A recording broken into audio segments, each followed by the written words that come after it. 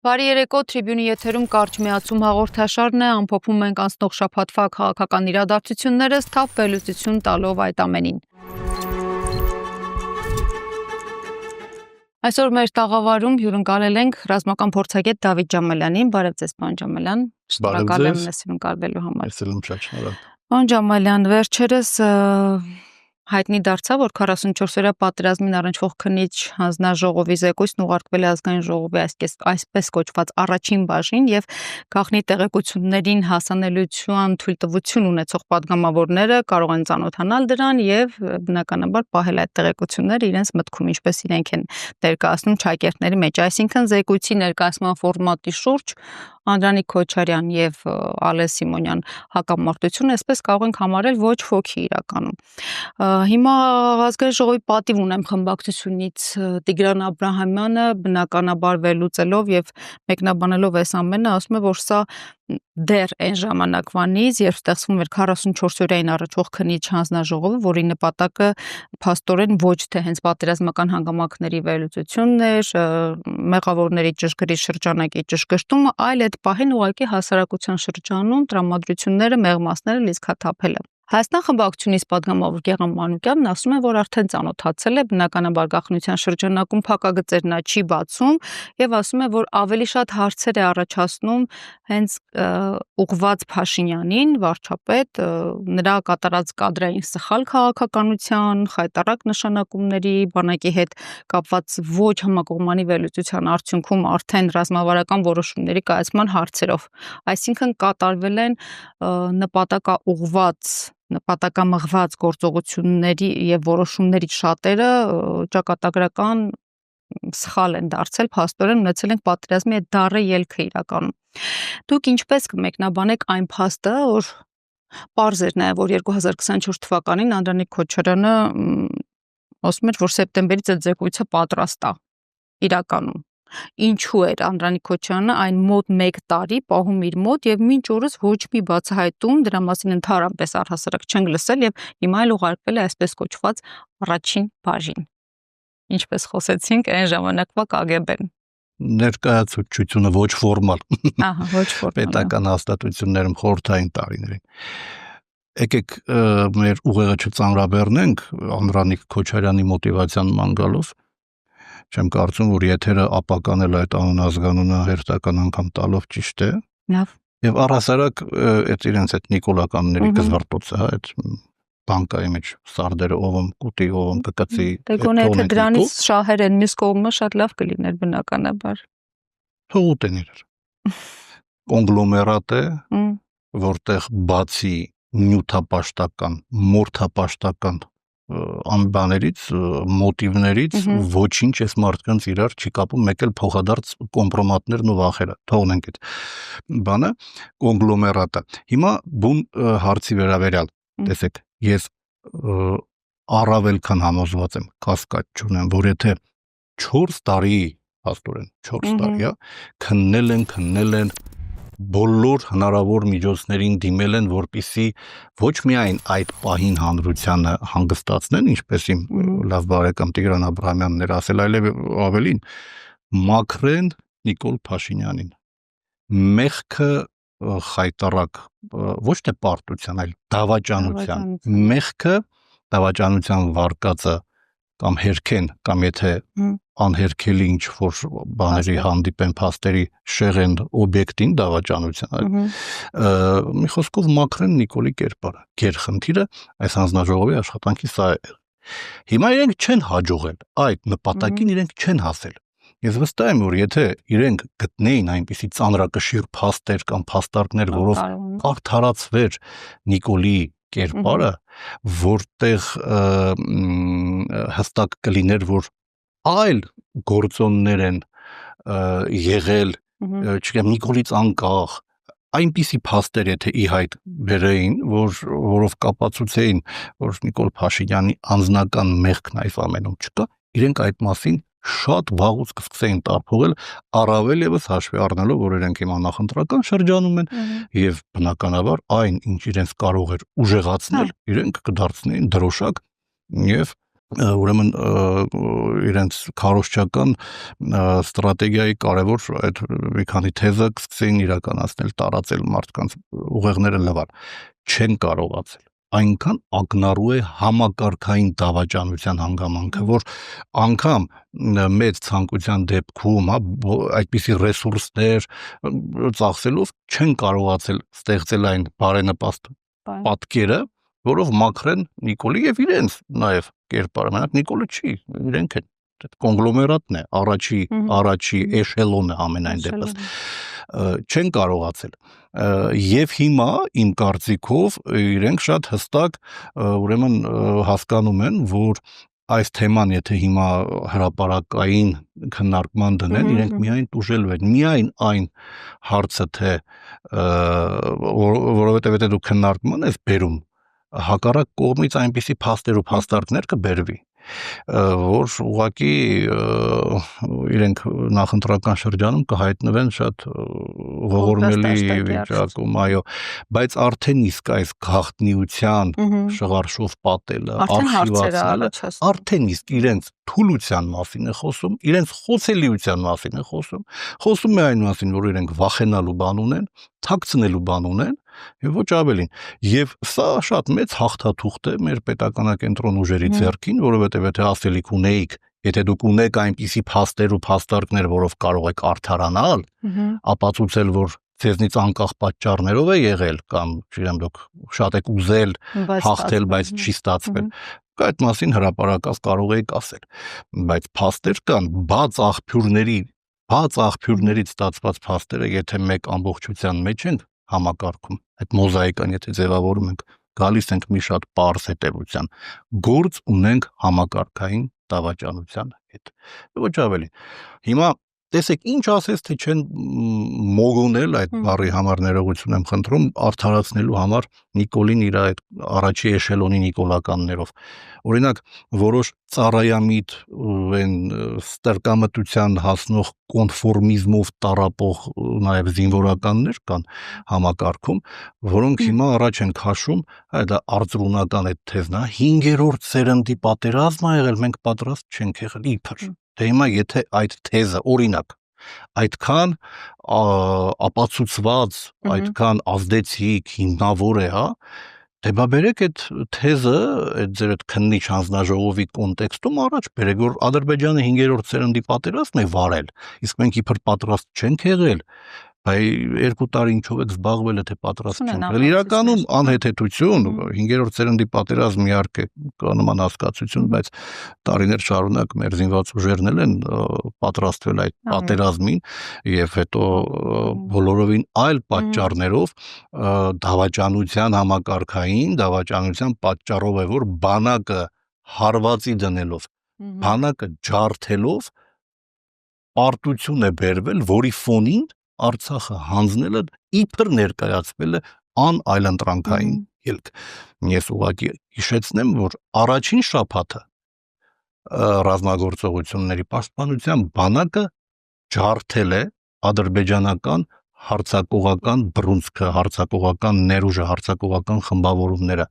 Ես մի այդպիսի նախկին բարեկամ ունեմ, այդպիսի ծառայամիտ մեկը կա, մի փոքրիկ պաշտոն են տվել, հիմա սկսել է 5-րդ սերնդի պատերազմների մասին տեսություններ զարգացնել, եւ իրեն հարցնում ասում են, բալավ, այդ 5-րդ սերնդի պատերազմը ադրբեջանական կողմը ինչի՞ առաջի օրվանից չսկսեց, էր ինչի դասական սխեմայով պատերազմը սկսեց, հրետանային նախապատրաստություն, հետո չստացվեց, դաս մերենք հասկացան, որ այդ սխեման բան է,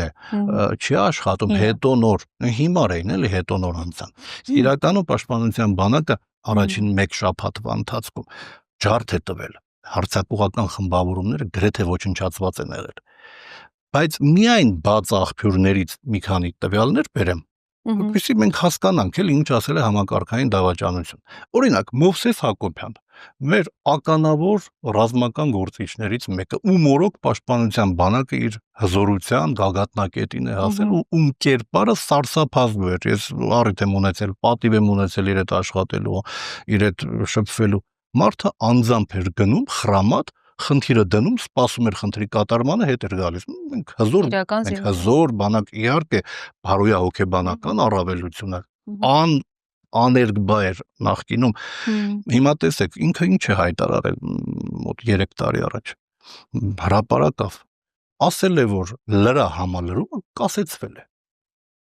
Մեզ հարց եմ տալիս նաև այդ ծառայամիտ պաշտոնի գերի դարձածներին, որ 5-րդ սերնդի պատերազմների մասին են խոսում։ Լավ, եթե 5-րդ սերնդի պատերազմ է սկսում Ադրբեջանը, հա դուք ինչ եք լրա համալրումը կասեցնում։ Իսկ ինչ ասել է լրա համալրում։ Այսինքն երբ որ գործող բանակը առաջին հարվածը ընդունում է, ցավոք սրտի կորուստները անխուսափելի են արդեն ռազմագործողությունների ծավալմանը զուգահեռ,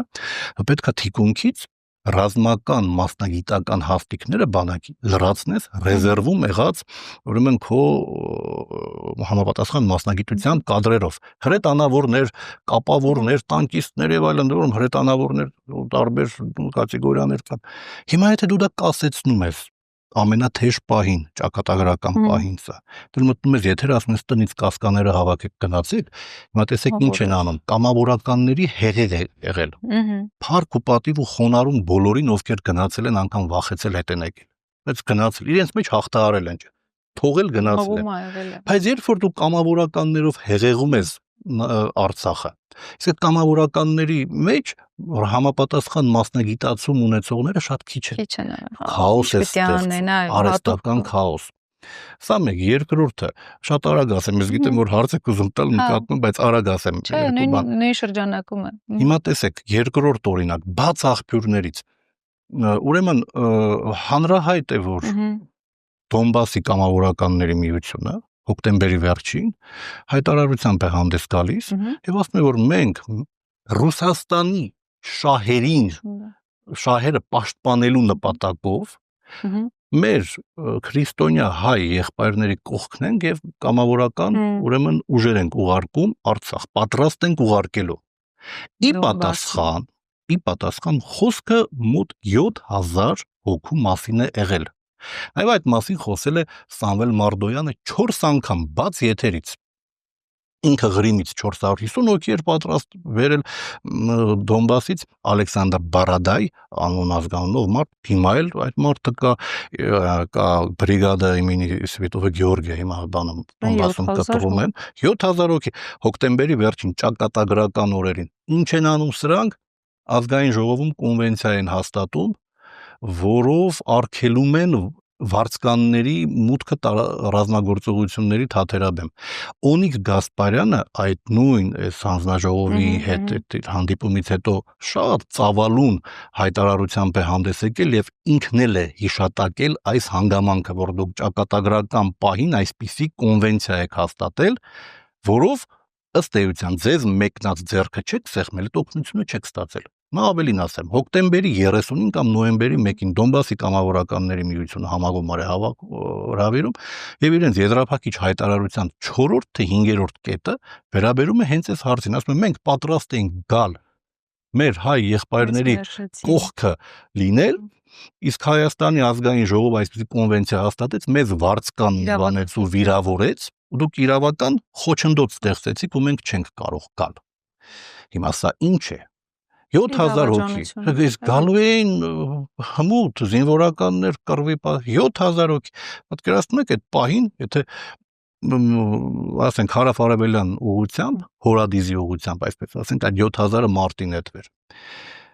Հիմա սա բաց աղբյուրներում կա, դուք կարող եք համացանցում փնտրել Դոնբասի կամավորականների միության համագումարը 2020 թիվ հոկտեմբերի 30։ Բաց հայտարարություն, Օնիկ Գասպարյանն էլ հաստատել է։ Էլ չեմ ասում Մարդոյանի մասին, որ 4 անգամ ինքն է արագացել։ Երրորդն էլ ասեմ, որ համակարգային դավաճանության պատկերը ամբողջանա ընդամենը 3 օրինակով եւ ասեմ, որ բազմաթիվ փաստեր կան, ուղղակի եթերից ակադեմիական մտածողություն ունեցող մարդ եմ էլի, ես մինչև վերջին դրվագը ճշտեմ, եթերից չեմ ասի, բայց այնինչ 99%-ով ճշտված բաներ են, սարսափելի են, բայց այն ճշտվածն ասեմ։ Միքայել Համբարձումյան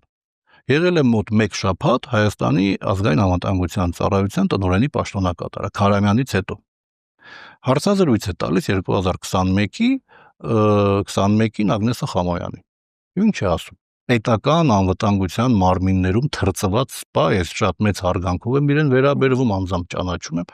ասում է ինձ հետ կապվում էին նոյեմբերի առաջին օրերին Ռուսաստանի իմ գործընկերները եւ տարակուսանք էին հայտնում, թե ինչու ձեր վարչապետը համաձայնություն չի տալիս, որ խաղաղապահները օր առաջ մտնեն Արցախ, որ Շուշին փրկվի։ Ես հիմա բառացիորեն իրեն չեմ հղում, բայց բովանդակությունն եմ հաղորդում։ Շատ հեշտությամբ կարելի է այդ նյութը գտնել 2021 թիվ Ագնես Խամոյանի հարցազրույցներից մեկի ժամանակ։ Եվ ինքը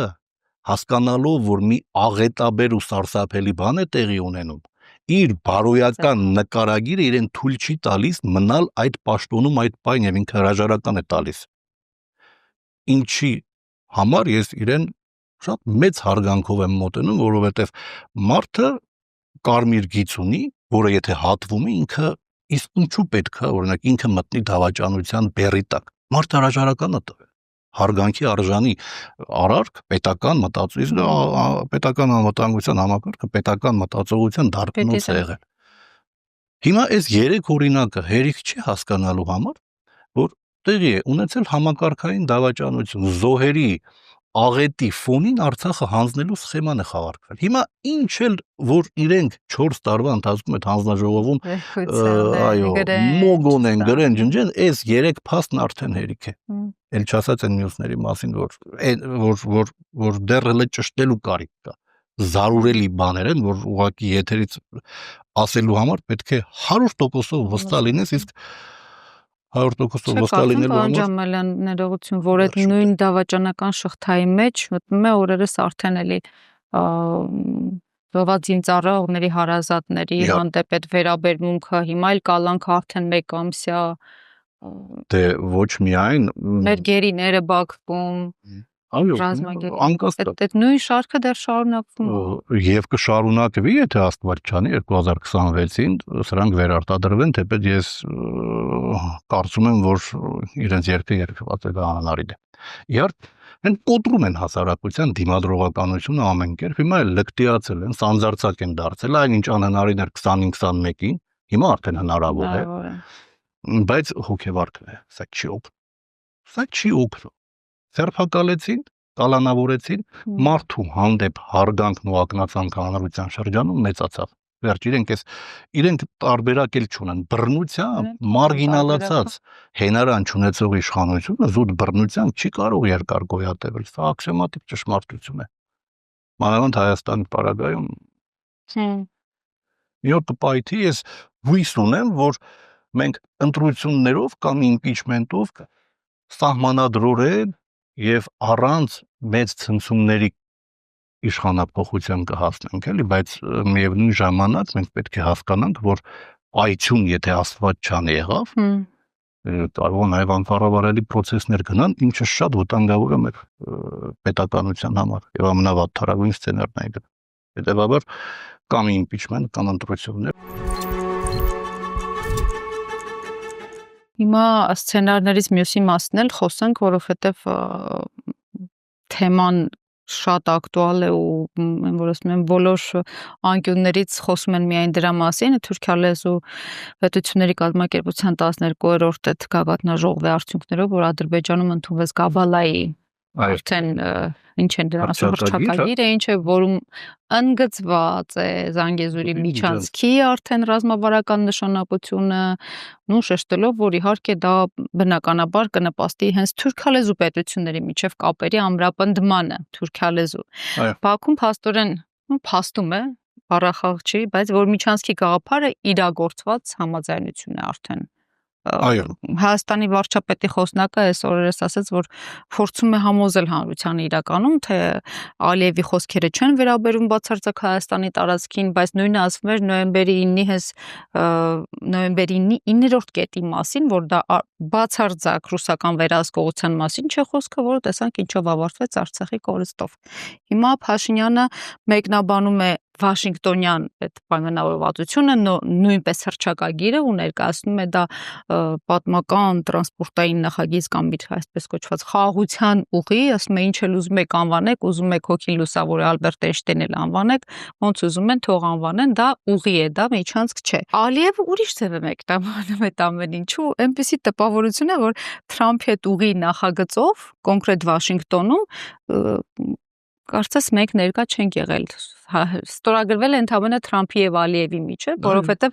մենք այսպես լրիվ ուրիշ բանի մասին ենք խոսում, մենք չէ վարչապետը, Ալիևը ուրիշ բանի մասին է խոսում,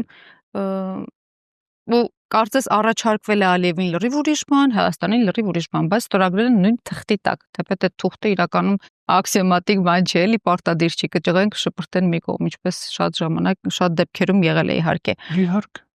Իդեպ մենք էլ պետք է այդպես անենք։ Իշխանապահությունից հետո սա իրավական ոչ մի հիմք չունեցող թղթի կտոր է։ Դա այսօր հարցս կանխեցիք, այդ իրավական հիմքեր չունեցող թղթի կտորները ո՞նց են կանելու իշխանապահությունից հետո։ Որպեսզի այն ինչի տակ ստորագրել է Էրդողանի խամաճիկը կյանքի կոչվի, պետք են սահմանադրական փոփոխություններ, գործընթացներ են պետք։ Եվ այդ գործընթացները մեկնարկելու են այն դեպքում, եթե սա վերընտրվի։ Իրենք կարողանան վերընտրվել անհնար է, եթե կարողանան վերարտադրել իրենց իշխանությունը։ Հիմա այս թղթի կտորը պետք էր իրեն, որպեսզի ձայն գողանար։ Գյուղեգյուղ, քաղաք, ընկներ, ասեր, ես խաղաղություն եմ բերել, բայց հիմա ամբողջ զավեշտը կայանում է նրա դեմ, որ ում հետ ինքը այդ թղթի կտորը ստորագրել է, թե Թրամփը, թե Ալիևը, հետևողականորեն ստորացնում են ստորացնում։ Սա աշխարհաքաղաքական է սխեմաներում երևի ընդունված մի բան է, թույլին ստորացնելը, հա, որպեսզի կախվածությունները ուժեղացնեն, ես դա մոտիվացիան է կարևոր։ Տեսեք, Թրամփը, չգիտեմ, ես 5-ն եմ հաշվել, կարծես թե 5 անգամ Հայաստանը շփոթեց Ալբանիայի հետ։ 4 անգամ շփոթեց, վերջի անգամ թղթի վրա գրեցին Արմենիա, որ չշփոթի, այն ինչ գրած էր թղթի վրա կարդաց վերջում, բայց երբ որսեց իմպրովիզացնել, որոշեց, որ Հայաստանը ուրեմն հաշտեցրել է Կամբոջայի հետ։ Հիմա բոլոր այն Ադրբեջան, հա։ Հա, ամերիկյան մտածողության մեջ իրենք շատ նեղ ուղղվածությամբ հետաքրքրություններ ունեն, ամեն ինչում են իրենք այդպեսին, այդ իրենք, ասենք, հոգեբանության, ասենք, թե ինչ որ մի ճյուղի մեջ են խորացած, հարակից ճյուղից կարող է ոչինչ չիմանալ, դա ամերիկյան մշակույթի մաս է։ Հա, իրենց ինչ հետաքրքրում, իրենց պատմությունը դպրոցներում Ամերիկա կենտրոն պատմություն, իրենք իսկապես կարող են ինչ-որ երկրի տեղ բան չիմանալ ու դա նորմ, բայց ամբողջ խնդիրը ինչու է կայանում, որ մենք Թրամփի այդ նեղ ընկալման մեջ չկանք, եթե մենք այդ նեղ ընկալման մեջ լինեինք ու ինքը շահագրգռված լիներ մեր երկրով, մեր երկրում խաղաղությամբ, կհիշեր մեր երկրի անունը։ Որ այս մարդը չի հիշում ում հետ հաշտեցրել։ Փաշինյանի անունն էլ չի հիշում Փաշինյանի անունն էլ չի հիշում։ Հա, էլի ինչ որտեղ ճիշտ էլ հիշելու բան չի որ հիշի, բայց իրեն հիմա այս մարդը ամեն ինչի հասել է։ Երկիրա ներկայացնում։ Ուզում է Նոբելյան մրցանակ ստանալ, ասում է 7 պատերազմ եմ պայքարում է նույնիսկ Նոբելյան մրցանակի համար։ Ամեն ինչի հասել է, հիմա խորցերությունը ուզում է զարդարի Նոբելյան հարցը։ Շատ բարի։ Իդեպ Թրամփի նկատմամբ համակրանքով եմ միշտ վերաբերվել իր այդպիսի հակագլոբալիստական հակասական կերպար է, բան չունեմ ասելու։ Մենք ուժեղ պետք է լինենք։ Հիմա տեսեք, Թրամփի ընկալումներում մենք որպես երկիր, որ մնաց մարդով չի հիշում ում հետ է ում հաշտեցրել, պետք է մեր խաղաղության երաշխավորը լինի, բա շատ լավ էր ասել Էդուարդ Շարմազանովը վերջի իր բանում հարցազրույցում, դա Միացյալ Ազգերի կազմակերպության ամբիոնից գանգատվում ես, թե Ադրբեջան, զանգի Թրամփին, ասում ես հեռախոսի համար ունես, բան ունես մեր երկրի ժողովրդին, հա, բան ես անում, խափում, մոլորեցնել ես ուզում, թե Թրամփը մեր երկրի անվտանգության երաշխավորն է, ժողովուրդ մի քիչ պետք է սթափ մտածել էլ։ Թրամփը որ մեր երկրի անվտանգությունը, բայց Ալիևի պարագայում, եթե Թրամփը ընդհանրենք ակամա, հա, չհիշելով, այսպես իր շահերին իր համար մենք ոչինչ չենք նշանակում, բանը շփոթում է, լավ հələ։ Ալիևի խնդիրը այլ է։ Ինքը մի կողմից շատ լավ հասկանում է, որ եթե Նիկոլը չլինի երկրորդ Նիկոլ, այսօրվա իրականության մեջ չկա ու բայց նաև շատ լավ հասկանում է, որ Նիկոլի իշխանությունը շատ երերուն է, շատ խոցելի է ու ամեն վարքյան կարող է փոխվի։ Impeachment կլինի, ընտրություն կլինի, սա խնդրյալ կողմ։ Եվ իրենք հետևողականորեն այս պահանջները, որ ներկայացնում են, սկսած իրենց նաև սպառազինվելու մասին հայտարարություններով իմ կարծիքով կա այդպիսի տեսակետ մեր փորձագիտական դաշտում, ես համամիտ եմ այդ տեսակետին, որ ինքը այս պայմանները դնում է արդեն Հայաստանի հաջորդ իշխանությանը։ Իրենք հայտարարում ասում են, չէ, մենք ուզում ենք հաշտություն կնքել ոչ թե իշխանության, այլ հայ ժողովրդի այդ հաջի եւ օգնականը այդ մասին ասել։ Իրենց համար շատ կարեւոր է, որ անկախ իրենք այդ ապահովագրում են իրենց, հասկանում են, որ Նիկոլի իշխանությունը վաղ թե ուշ կտապալվի, այ ով կգա հետո, այդ հետո ով որ պետք է գա, իրենք հիմիկվանից այդ հետոյի իշխանության առջև իրենց պայմանները դնում են, որ այս պայմանների հետ դուք պետք է առնչվեք։ Իրենց գերխնդիրն այն է, որ իրենց կապիտուլյացիան մեզ պարտադրված լինի հնարավորինս տևական, իսկ որպեսզի լինի հնարավորինս տևական, պետք է արդեն լեգիտիմ եւ ավելի մեծ ժողովրդականություն ունեցող իշխանությունը դրա տակ ստորագրի։ Բայց իհարկե Ադրբեջանում չարաչար խալվում են, որովհետեւ հաջորդ իշխանությունը քայլ առ քայլ հետևողականորեն երկիրը պետք է ուժեղացնի եւ կապիտուլյացիայի այս բանը բեկի, այս վեկտորը բեկի, մենք պետք է սուբյեկտի վերածվենք։ Իսկ ինչ վերաբերում է թղթի կտորին, իրավական ուժ չունի։ Սա Նիկոլ Փաշինյանի պարտավորությունն է։ Նիկոլ Փաշինյանի պարտավորությունն է մեր ուրեմն երկրի հաշվին, մեր երեխեքի կյանքի հաշվին, մեր ապագայի հաշվին, ինքը չի լինի հաջորդ իշխանությունը որևէ կերպ կաշկանդված այդ թղթի կտորով չի լինի։ Իսկ ինչպես բեկել, օրինակ նախագահ Քոչարյանը առաջարկում էր վերջին ասուլիսում շատ հետաքրքիր դիվանագիտական սխեմաներով։ Այնինչ քեզ ձեռնտու չէ, հասնում ես այն բանին, որ քեզ ոչ ձեռնտու պայմանները մերժի քո հակառակորդը։ Սա դիվանագիտական շատ Սերժ Սարգսյանն է բանեցրել այդ նույն սխեման Կազանում։ Պուտինը բանեցրեց Թրամփի հետ, Զելենսկու հետ վերջում իրենք ինչ արեցին, հայտարարեցին, լավ վերեք հասնենք նրան, որ Ուկրաինան Դոնբասից, Դոնեցկի մարզին զորքերը դուրս բերի, Զապարոժիան ու Խերսոնը հետո։ Բայց Պուտինը շատ լավ գիտեր, որ Զելենսկին դրան չի գնա։ Զելենսկու տերերը դրան չեն գնա։ Հիմա Թրամփի ուշքու միտքը Չինաստանն է, Իրանը, եվրոպական ճակատում ուկրաինական հակամարտությունը իր համար երկրորդական է կարծես, բայց բրիտանական էլիտաների համար գլոբալիստական, հակառուսական Ուկրաինան միջոց է Ռուսաստանին թույլատնել եւ այդ տերերը Զելենսկուն չեն թողնելու, որ նա ընթացքում հիմա ինչ որ սխեմաների գնա։ Ինչը վերջի ուկրաինացի փորձելու են թույլատնել, բայց իրականում Ուկրաինան է կործանվելու, արդեն իսկ հիմա հստակ է սա։ Իսկ Պուտինը հասկանալով, որ Զելենսկին է մերժելու, ինչ որ կոմպրոմիսների գնաց, ինչու որպեսի ինքը չմերժի։ Ի վերջո Զելենսկին մերժեց, Թրամփը, եթե մեկին մերժում ես, դեմք պահելու խնդիր ունես։ Մանավանդ եթե գերտերության հավակնորդ ես, հա։ Հիմա Թրամփին Պուտինը չի մերժել, Թրամփը դեմքը պահեց իրենց հարաբերությունները ջերմ են, Ալյասկայում ամերիկյան զինվորականները Պուտինի առաջ գորգը անեն անում փռում էին։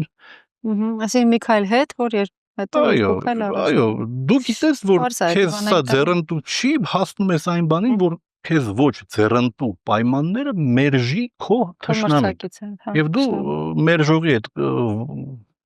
քիչ այսպես խոցելի վիճակում չես հայտնվում։ Այդ նույն Գաբալայի հռչակագրում պարոն Ջամալյան Ալիևը առաջարկել է անդամ պետություններին զորավարժություններ անցկացնել 2026 թվականին Ադրբեջանում Առհասարակ պարզի ինչու, բայց ուզում եմ դուք որպես ռազմական փորձագետ ասեք, հենց ինչու հենց Ադրբեջանում եւ որն է լինելու դրանց նպատակը կամ թիրախը։ Այո, ուրեմն նախ Գաբալայի հետ կապված, տեսեք, Ադրբեջանը հետևողականորեն միջազգային իրավաքաղաքական շրջանառության մեջ է դնում Զանգեզուրի միջանց տերմինը։ Իրենց ցավոք սրտի սա հաջողվել է, բայց անելանելի ոչինչ չկա, կրկնում եմ,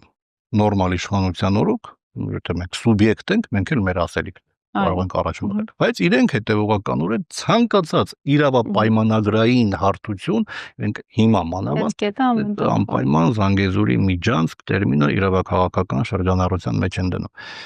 Սա մեկ, երկրորդը, սա հուշում է այն մասին, որ իսկապես խոսքը Միջանցքի մասին է։ Միջանցքի չափանիշները շատ հստակ են։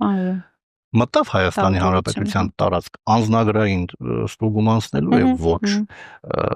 մաքսային ստուգում անցնելու է ոչ, ուրեմն Միջանցք է, մտավ դուրս եկավ առանց ստուգում անցնելու, ուրեմն Միջանցք է։ Ալիևը այսքան ուժեղ, հա, Ալիևը երբ տեսնում է,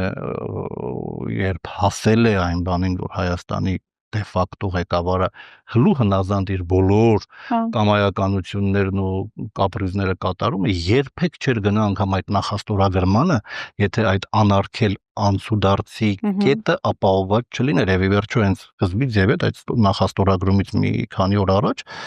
Ստեփանակերտում հայտարարել ասել էր իրենց տարածքում իրենց ճանապարհը թե ով կկառավարի իրենց խնդիրն է, մեր տարածքում ոչ մի օտար կամպանիա չի լինելու, ինքն է հայտարարել։ Չասած հայ դեմքել չենք ուզում տեսնել։ Հա, եւ հստակ ասել որ այո, հստակ հենց սա անպայման ասել քաղաքացիները հայ սահմանապահի դեմք չեն տեսնելու։ Սա եղել է այն պայմանը, որի կատարման դեպքում միայն ինքը կարող էր ստորագրել է այդ նախաստորագրել է այդ թղթի կտորը։ Թեպետ Ալիևը ամեն ինչ ստացել է 907 բանաձևի չեղարկում, Մինսկի խմբի ուրեմն փակում, նաև անարգել մուտքույել, ուրեմն միջանցք։ Հիմա էլ միջանցքը ունեն դե ֆակտո ներողություն, փաստացի վրա ունեն, հիմա պետք է հասնեն դե ֆակտո կատարմանը կհասնեն, եթե այս իշխանությունը վերարտադրվի։ Հիմա ինչ վերաբերում է զորավարժությանը։ Տեսեք, Ադրբեջանը ես ելի եմ կրկնում էլ, ես քիչ թե շատ տարիներ շարունակ ուսումնասիրել եմ միջազգային մեծ քաղաքականության այդ ստվերային կանոնները, շատ հետաքրքիր բան է, հա, ոլորտը ուսումնասիրության։ Հա պրակտիկայում դու տեսնում ես այն ինչ որ հուշագրություններում, ինչ որ քաղաքագիտական աշխատություններում, ինչ որ բանում հանդիպում ես, էլ թե ինչպես են թույլին նսեմացնում ու ստորացնում։ Ուրեմն այդ թղթի կտորը ստորագրելուց քիչ անց Ալիևը հայտարարում է, որ փոփոխվող հարաբերող աշխարհում մենք պետք է պատրաստ լինենք պատերազմի եւ բազմապատկում է ռազմական բյուջեն։ Այո։ Սրանք հայտարարում են, որ ռազմական բյուջեն պետք է կրճատել։ Ում դեմ է զինվում եւ ում դեմ է պատրաստվում կռվել Ադրբեջանը։ Հիմա տեսեք, իհարկե առաջին իսկ տեսակետը Իրանի դեմ։ Բայց Ալիևը միանգամից չի Իրանի դեմ պատերազմի կոնտեքստում նա հարվածելու է մեզ, վերցնելու է Սյունիքը եւ հակաիրանական պրոյեկտի մեջ ինքը իր շախը գեղեցիկ կերպով ներդնելով հակաիրանական սխեմայում ինքը Սյունիքը զավթելու է հակաիրանական այդ հնարավոր անգամ շատ հավանական է պատերազմում այդ կոնտեքստում ինքը հարվածելու է Սյունիքին Իրանի հյուսիսից լրիվ մեկուսացնելու ուրեմն արտակուստ իր տերերի համար շատ գեղեցիկ հնչող ու շահեկան պատրվակով Տրամփն էլ աչք փակելու, ել չասած բրիտանական էլիտաների, Իսրայելի մյուսների, եվրոպական էլիտաների մասին։ Այսինքն եթե անգամ ասում են, որ այդ սպառազինվելը, ռազմական բյուջեն աճեցնելը մեր դեմ չի, իբր Իրանի դեմ, սա քաղաքական կարճատեսություն է մեղմ ասած։ Իրանական, հակաիրանական սխեմայում Ադրբեջանը փորձելու է ամեն հնարավորը օգտագործել հակաիրանական այդ սխեմայում Սյունիքը զավթելու համար։ Հիմա զորավարժություններն էլ այստեղ ոչ թե հակաիրանական, այստեղ թուրանական մեծ թուրանի ինստիտուցիոնալիզացիայի հետ գործ ունենք, այսինքն թուրանական երկրները նաև ռազմական ընդհանուր մեկ ամբողջություն, հա, համագործակցելով իրար հետ մեկ ռազմական միավորի վերածվելու հավակնություն ունեն։ Մեկ միավոր ասելով մենք իհարկե նկատի չունենք, որ մի հրամանատար կլինի բոլոր երկրների զորքերը մեկին չէ, բայց նրանց միասնությունը պատկերացնում է։ Միասնությունը ռազմական, հա, այդ ամբողջականությունը Թուրանի դաշինքը կունենա ՆԱՏՕ-ի նման մի բան են ուզում էլի փաստորեն ստեղծել հեռանկար։ Իհարկե մենք նախ եւ առաջ սրա թիրախում ենք։ Իրանի դեմ Ադրբեջանը ուղղակիորեն ներգրավված է եղել այս հունիսյան 12 օրյա պատերազմում, 12 կարծեմ, չէ։ Ադրբեջանի տարածքից անօդաչու թռչող սարքեր են բաց թողել։ Խոսքով ամբողջ ծավալով Ադրբեջանը ներգրավված է եղել Իրանի դեմ, պարզապես իրանական պետականությունը ուժերը դիմակայեց, եթե հանկարծ չդիմակայեր, հաջորդ հարվածը լինելու էր Սյունիքի։ Հիմա Ալիևին զսպող մի բան կա Ռուսաստանը եւ Իրանը, նաեւ ինչ որ չափով Չինաստանը։ Ցավոք մենք կշիռ ու ազդեցություն այս process-ների մեջ չունենք, որովհետեւ մեր երկրում նախկին դերին մամուլի խմբագիրն է վարչապետ։ Բայց եթե մենք ունենանք այդ կշիռը, մենք սուբյեկտի վերածվենք, Ալիևը 7 անգամ կմտածի հարվածել մեզ, թե չէ վստահեցնում եմ, թե իշխանափոխություն լինի։ Եթե մենք պետականակենտրոն իշխանություն ունենանք, անգամ այս վիճակում երբ դեռ վերականգնվելու տեղ ունենք, չէ, անգամ այս վիճակում Ալիևը 7 անգամ, 10 անգամ կմտածի, դեռևս թույլ, դեռևս նոր վերականգնվող Հայաստանին հարվածել արժի թե չէ, որովհետև եթե նա գիտի, որ մենք անգամ այս վիճակով դիմադրելու ենք, իսկապես ոչ թե դիմադրության իմիտացիա ենք ստեղծելու, այլ դիմադրելու ենք, 10 անգամ կմտածի հարվածել թե չէ։ Իսկ մենք ժամանակը վարկյանները պետք է օգտագործենք արագ վերականգնելու համար, ու դա հնարավոր է արագ վերականգնել։ Արագ իհարկե չնշանակում որ հաշված օրերի ընթացքում հարց ավրալային ռեժիմով վերականգնել մեր պաշտպանական ներուժը։ Այս ամբողջից այս ՆԱՏՕ Ռուսաստան Իրան ու մոտ հարց ակեց, որ փաստորեն մեր հարևան Իրանի շուրջ ռազմական գործողությունները կարող են ըստ էության նոր շարունակություն ունենալ։ Տեսեք, այնտեղ եթե չեմ սխալվում, ՆԱՏՕ-ն էր ասել, որ բարձրացրել էր հարց Ռուսաստանի դեմ լայնածավալ գործողություններ ընդլայնելու, ու Ուկրաինայի կոնտեքստում բնականաբար, մի կողմից էլ ՆԱՏՕ-ի մեր դաշնակցի Ռուսաստանի դեմ դուրս է գալիս, ես այսպես ուզում եմ գծել, էլի հասկանալ։ Մյուս կողմից Իրանը հայտնվում է ուղիղ կրակի տակ։ Այս պարագայում մենք ինչ ենք անելու, Հայաստանը ինչ պետք է անի, պարոն Ջամալյան։ Ես սարսափում եմ այն հեռանկարից, շատ վատ հեռանկար էր իրականում, երբ ռեգիոնում Աստվածչանի Իրանը ուլանա եւ Ալիև Իրանին ուղղակիորեն կհարվածի այն պահից հետո, երբ իրանական պետականության թուլանալը անդառնալի կլինի։ Հասկանում եք, տեսեք, ինքը սպասեց առաջին օրերը, այս 12-օրյա պատերազմի առաջին 1-2 օրը թվում էր, թե Իսրայելը անդառնալի բան է հարվածել, չէ, հասցրել, բայց չէ, իրանական պաշտպանական համակարգը շատ արագ կարողացավ վերագտնել իրեն, կազմակերպել դիմադրություն, Իսրայելից բան չէր մնա, եթե մի 2-3 օր էլ շարունակվեր կռիվը։ Հիմա Ալիևը սպասեց, տեսավ, չէ, Իրանը չի քանդվում, ներսից չի քանդվում, կայուն է, պաշտպանական համակարգը աշխատում է, ուղղակի ագրեսիա, զորք մտներ, հա, սահման։ Չեղավ, բայց իրենք իհարկե եւ հետախուզական առումով Իսրայելին ամեն հնարավոր օգնություն, Օվսականը քաղաքի կարգավիճակ ուներ Արցախում, Զանգելանն է, ես եղել եմ ճկնախտեղ։ Կա ռադիոլոկացիոն կայան, ռադիոհետախուզության կայան Իսրայելը։ Օկուպացված Արցախը հակաիրանական պլազդարմի է վերածված։ Եվ հիմա Ադրբեջանը անուղղակիորեն ներգրավված է եղել, բայց հիմա էլի, եթե իրանական պետությունը թուլանա շեշտակիորեն, որ Ալիևը կհարվածի, ու չի բացառվում, որ նախ մեզ հարվածի, հետո նոր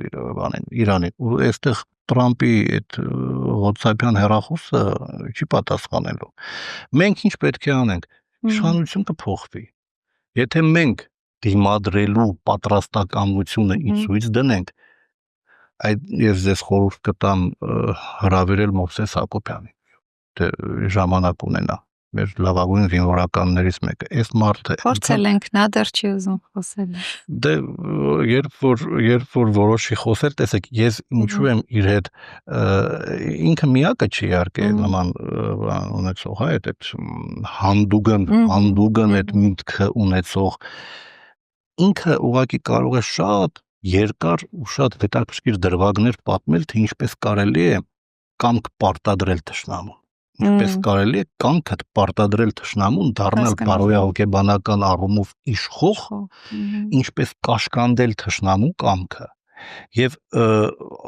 ինչպես անել, որ քեզ ուղղակի հարգեն, եթե դու ունես դիմադրելու պատրաստակամություն, վերջ, Ադրբեջանում 10 անգամ մտածելու են, հարվածեն, թե չէ, տեսեք, 2023 թվական սեպտեմբերի 19 ամենաաղետալի օրն է, չէ, բայց պաշտպանության բանակը եւ Արցախի ուժային կառույցները, ազգային անվտանգության ծառայության հատուկ նշանակության ուժերը, ուղղակի աննկարագրելի հերոսություններ են կերտել, աննկարագրելի, 1000-ից ավելի զոհ մենակ մեկ օրվա մարտերի ընթացքում ադրբեջանական կողմը տվել է, մենք 200-ից ավելի, բայց տեսեք մասշտաբները։ Կա մի այսպիսի դրվագ, անուններ չեմ ուզում տալ, խոցելի չդարձնեմ մեր զինվորական ընկերոջ, ադրբեջանական խոշոր ստորաբաժանման հրամանատարներից մեկը ցանկություն է հայտնել Պաշտպանության բանակի հրամանատարներից մեկին, ում ստորաբաժանումը իր դեմ է կռվել ու մեծ կորուստներ պատճառել։ Ցանկություն է հայտնել անձամբ հանդիպել, տեսնել ով է, ձեռքը սեղմել եւ այդ հանդիպումը տեղի է ունեցել։ Էլ չասած կադրեր կան համացանցում էլ, թե ինչպես մեր նորորյա իրականության հերոսներից մեկը Ազնավուրը մոռացա Մարտունու քաղաքապետը 3 հոգով մտնում են խրամատ Մարտունու հատվածում եւ այնինչ մենք այսպես Յաշմա եւ այլն ցածուկ նշանակության ուժերի անունն է այդպեսին է թե ինչպես են խրամատի մյուս կողմից նրանք դուրս գալիս 3 հոգով խրամատը վերցնում են հետո զոհվում է դիպուկահարի կրակից Եթե 44 օրյայի ժամանակ մեր զոհերի կորուստների մեծ մասը բեկորային վնասվածքներից է եղել, այս 23-ին սեպտեմբերյան մարտերին դիպուկահարների ու մերձամարտի արդյունքում հենց բանի կրակի արդյունքի հենակետ է եղել, որտեղ մի երկու խոցված զրահատեխնիկա եղել է հենակետից այս կողմ արդեն անցել են, այս կողմ ու խփվել են, մի քանիսն էլ դիմացը ու մեր ամբողջ անձնակազմը զոհված Ու սա ես ինչի եմ ասում, որովհետև մի քանի ստրիկա կա, որ պարբերաբար ասում է, թե արցախցիները չեն կռվել։ Նման բան ասել է, ուղղակի ստրիկայություն։ Ինչու են կռվել են։ Եվ եթե մի փոքր իսկ օժանդակություն ունենայինք, մենք մեր կողմից լիներ Հայաստանի Հանրապետությունից, Արցախը դիմակայր նաև այդ հարձակմանը։ Դե ուղղակի դավաճանության պատճառով հանձնեցին Արցախը ու Դամոկլյան սուրը կախեցին Սյունիքի գլխին։ Ու Հայաստանն էլ։ Իդեպս վարչապետ Կոչիցյանը ասել է, չէ, խոստովանել է, չէ, որ ինքը Ռուսաստանից մեր անկախությունը պահելու համար զոհել է Արցախը։ Հիմա բառացի հղում չեմ անում, բայց ասել է նման բան։ Գնացել է այդ խաղաղապենք, Ռուսաստանից անկախ Ռուսաստանը։ Առանց Արցախի անկախություն լինել չի կարող։ Ոգի չի կարող լինել Հայաստանը անկախ ու կենսունակ առանց Արցախի աքսիոմատիկ ճշմարտություն։ Հայաստանի Հանրապետության անկախությունն ու ազատագրված Արցախը փոխադարձ պայմանավորված մեկը մյուսով փոխկապակցված մեկը մյուսով պայմանավորված գործոններ են։ Առանց մեկի մյուսը չի կարող լինել։ Հիմա մենք անկախ ենք։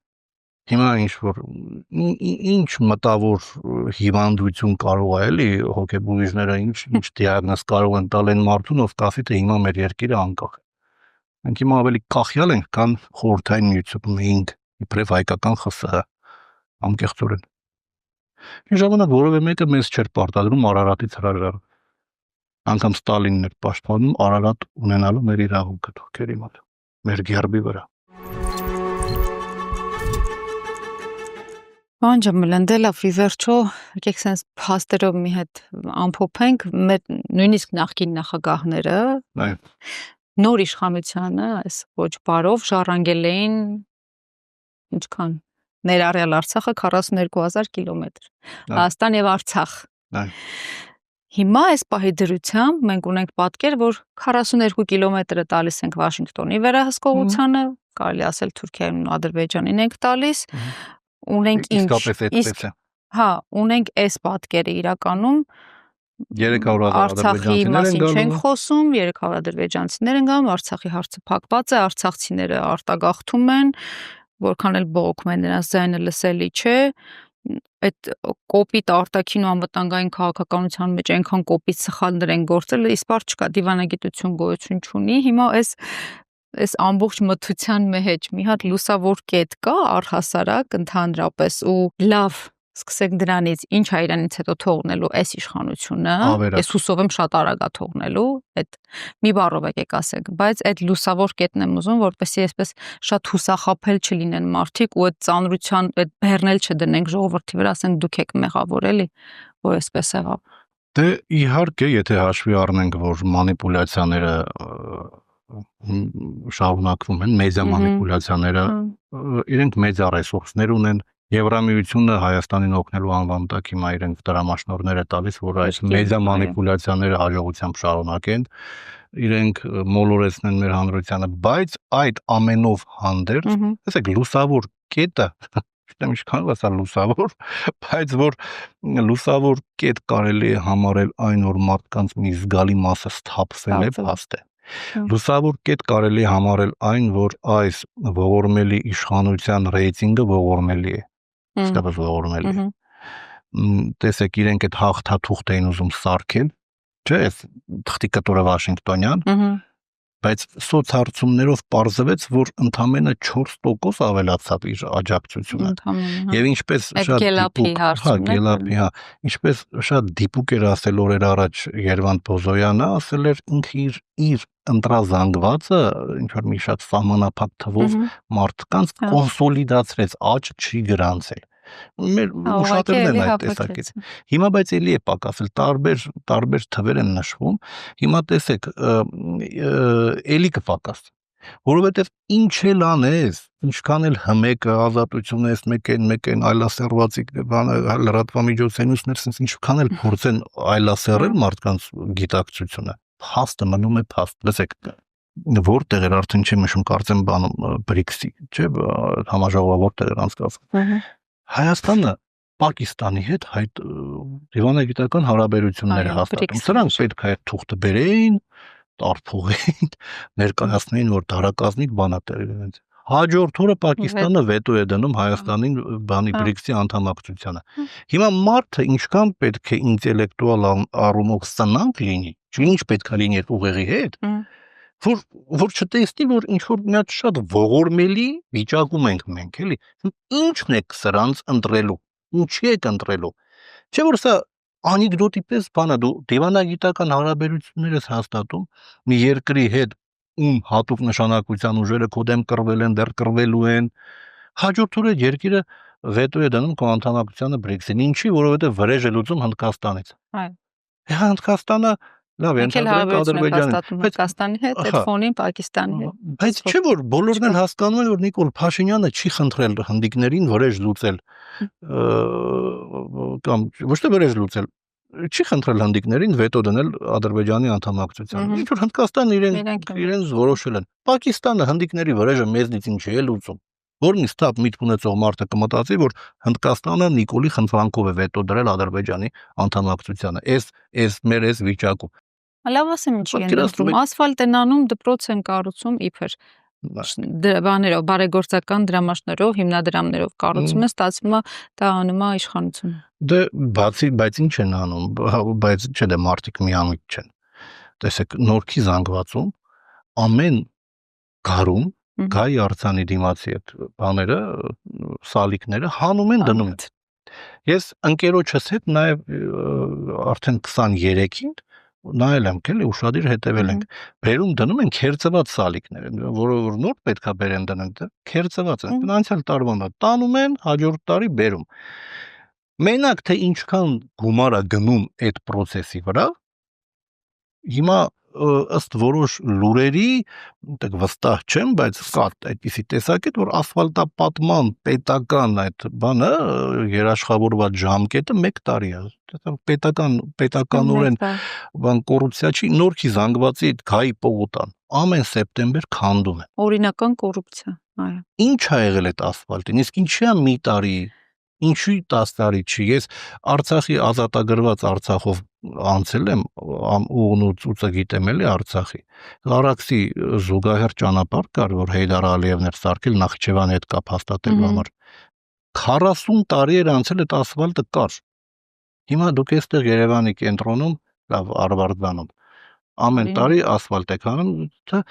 ցանկացած մարդ տեսնում է, թե ինչ սարսափելի ծավալի է հասել համակարգային կոռուպցիան։ Իրենք այդ ճանապարհային ոստիկանության այդ 5000 դրամները վերացրել են, բայց կոռուպցիայի բոլորովին այլ նոր ոլորտներ են նվաճել։ Ինձ ասել են, ես վստահ չեմ, բայց հավաստի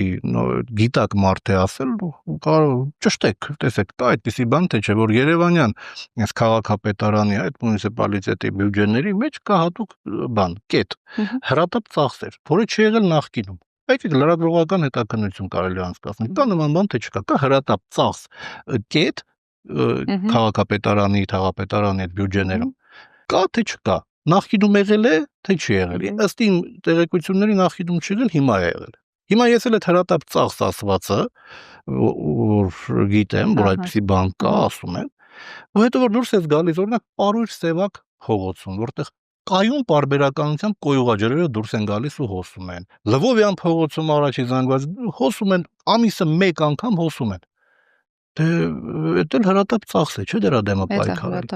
Դարձավ կոռուպցիոն ռիսկ, դե ցո հետաքնն են մեր լրագրողները, մեր ժողովրդին խաբել հնարավոր չի լուսավոր կետի կոյուղաջուր ասեցինք, սրանց ակամա հիշեցինք,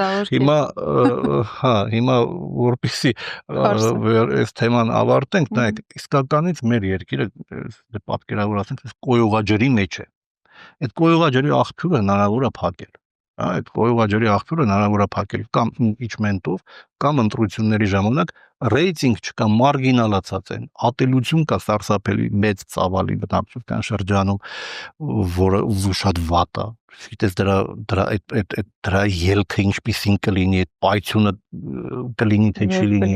պետք է ուղղել սահմանադրորեն ճիշտ ճանապարհով, որովհետև հակառակ պարագայում երկիրը կտուժի շատ, բայց որ հենարան չունեն փաստ է։ Բայց չգիտեմ, ասում են Գյումրվա ընտրությունները շատ բան էին։ Շատերն են ասում, այո, ցուցիչ էր այդ։ Այո, ցուցիչ էր, որ ամբողջ ռեսուրսի ներդրմամբ հնարավոր չեղավ կեղծել ավելին ստանալ։ Հիմա ասում են համապետականի ժամանակ այդ ռեսուրսը ցրվելու է։ Իսկապես ժողովրդի շրջանում կա շատ մեծ ուղղակի զզվանք ու դժգոհությունը շատ մեղմ է։ Հիմա սա պետք է գեներացնել մեր պետական կենտրոն ուժերը պետք է գործը գրագետ անեն, եթե ոչ impeachment-ով, թեպետ ինչու չէ։ Պետք է impeachment-ի վրա կենտրոնանալ անպայման։ Եթե չստացվի, դե նա ինչ են կորցնում, մնա ընտրություններին։ Այլ տարբերակ չկա։ Շնորհակալ հարցազրույցի համար։ Ես եմ անչափ շնորհակալ։